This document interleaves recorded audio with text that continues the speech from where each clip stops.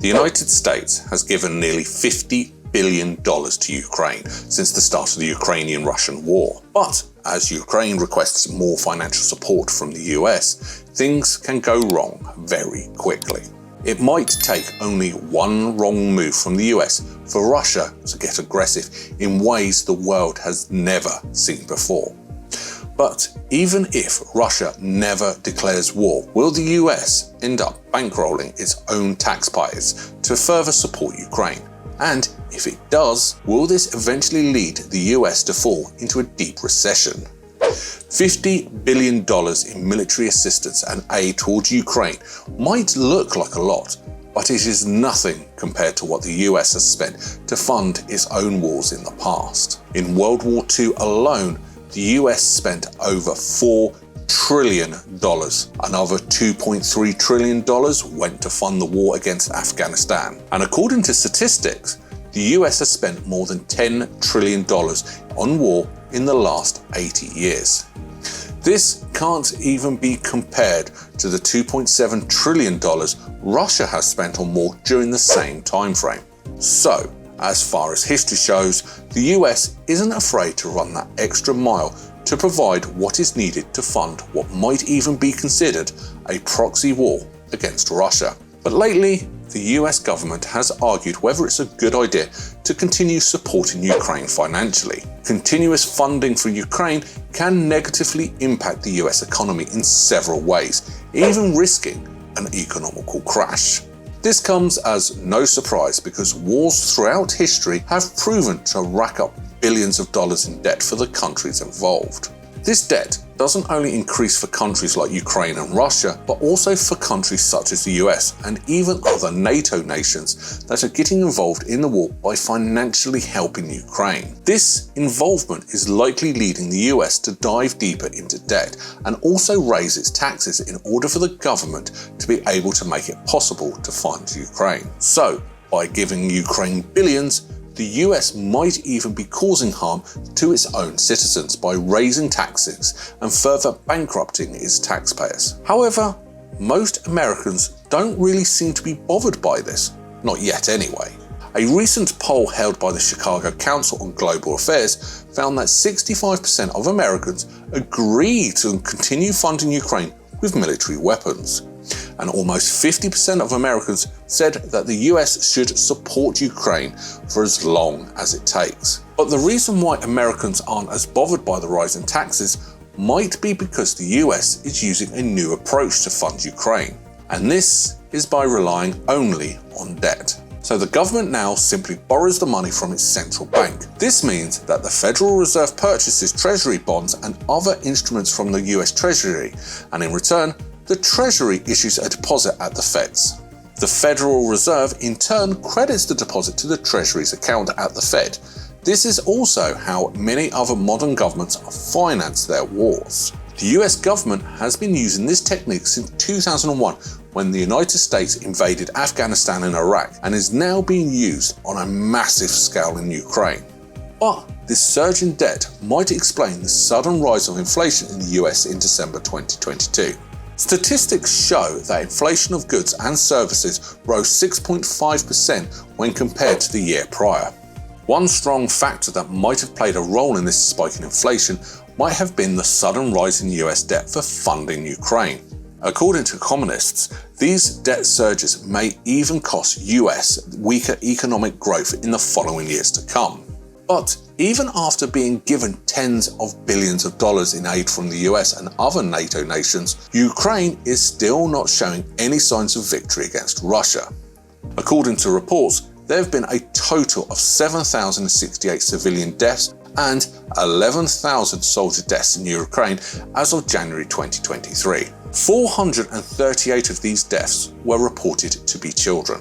However, this number only applies to victims who were verified. The United Nations High Commissioner for Human Rights reports that the number of fatalities is most likely higher than what they currently appear to be. The loss of life in Ukraine is almost triple the amount of that in Russia, and this is sadly due to the lack of military assistance Ukraine has to fight this war. Ukraine spent only $5.9 billion in military funding out of its own pocket. This is nothing compared to the $66 billion Russia has spent on its military. Another reason why Ukraine has it difficult to win this war alone is due to the lack of military personnel and equipment. Russia currently has 1,350,000 military personnel, while Ukraine barely has 500,000. With the lack of available military personnel, Ukraine has only found one possible solution to scare Russia away from Ukrainian territory, and this was by requesting 300 tanks from NATO nations. But out of all the countries, only the US, UK, and Germany have promised to send out not even a fraction of the number of tanks that the Ukraine requested.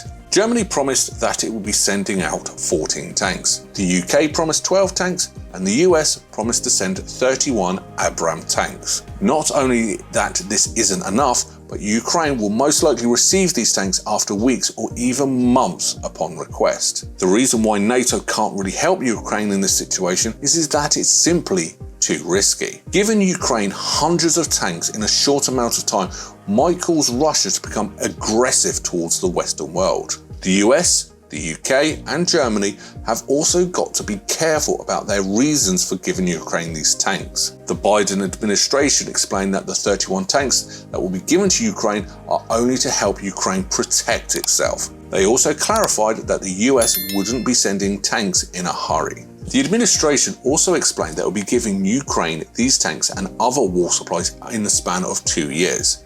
And to justify its actions, the US said that it will be doing so because it only wants to develop Ukraine's military force and help it become stronger. So they never once mentioned defeating Russia as their motive for giving Ukraine tanks. They would do so, things would get ugly really fast. Not only for the US, but for the entire world. But how long will the US and other NATO nations keep funding Ukraine without triggering Russia? Because in the end, it only takes one wrong move for Russia to feel threatened and turn its focus towards NATO.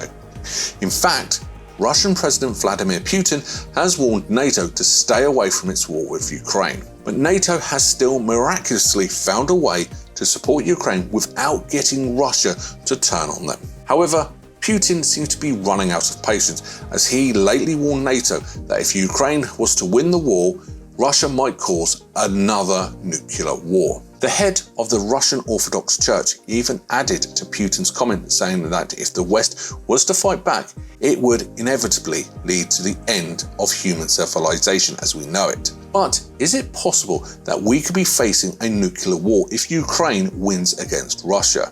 The chances of the West and the East going to nuclear war is unlikely. And the reason for this is quite simple. It would mean the end of the world if it actually happens. However, US President Joe Biden has warned that the risk of a nuclear Armageddon is at its highest level as it has been in the past 60 years. According to the Federation of American Scientists, Russia has a total of 5,977 warheads.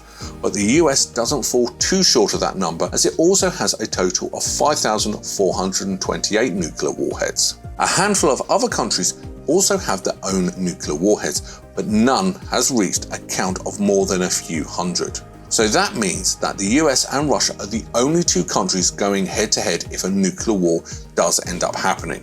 Even though a nuclear war is unlikely to happen, it is not completely impossible. Russia has made it clear that if it feels threatened by other nations, it won't be afraid to push the red button and cause mass destruction, possibly even the most aggressive war humanity has ever seen. For the moment, no one's clear on what Russia is doing or even planning on doing. According to US intelligence, Russia might be currently buying rockets and artillery shells from North Korea. This is actually a sign that global sanctions have severely cut Russia's supplies, desperately leading it to turn to a pariah state for military weapons. The fact that Russia is doing this means that getting hurt due to its inability to find military supplies to fight Ukraine. However, it's still unclear how many weapons Russia is getting from North Korea, as US intelligence is unsure of how many of these weapons the country has in stock. But it might even be possible that Russia bought millions of rockets and artillery shells from North Korea, as it's probably running low on weapons. In the end, the only thing that military aid will do is that might leave freed a war of attrition.